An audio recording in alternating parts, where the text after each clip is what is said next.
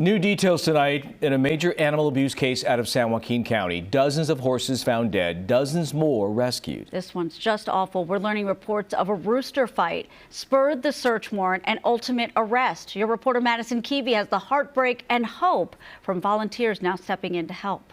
Our mission was to get them all out by last night. We were not going to leave any of them behind. Volunteers arrived in the afternoon and worked until dark to rescue some of the 90 horses that were found alive but malnourished in a shocking case of animal abuse in San Joaquin County. Heartbroken, absolutely heartbroken.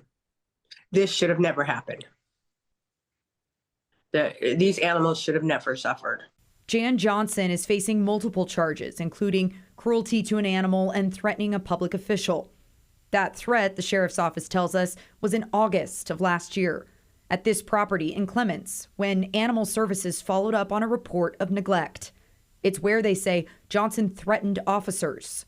The beginning of January, deputies responded to another one of Johnson's properties here on Atkins Road, responding to a rooster fight. When they got here, they found 30 dead roosters and 65 that were still alive. That incident allowed them to get a warrant to search Johnson's house and her other properties. Johnson is not affiliated with the findings at this other property, but what deputies found because of the warrant: 53 horses dead, 13 that had to be euthanized, along with nearly 100 horses malnourished but alive. So we've seen some really bad cases and we've rehabilitated those horses.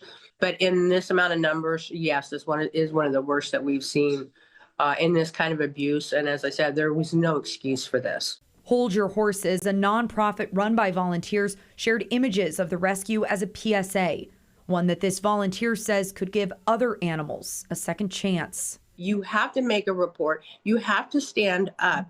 Don't be afraid of these people. If you don't say something, these animals cannot get the help they need.